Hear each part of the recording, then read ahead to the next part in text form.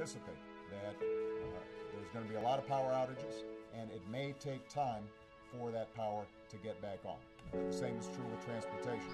I don't know how to say it any clearer that this is the largest threat to human life our state has experienced in anyone's lifetime. One meteorologist says Sandy could potentially affect more than 66 million Americans, from Florida up through Virginia Beach into New York, Boston, and Maine. Heartbreaking, heartbreaking, all your life. And then you're looking at stuff, there's nothing there no more, nothing, you can't salvage anything.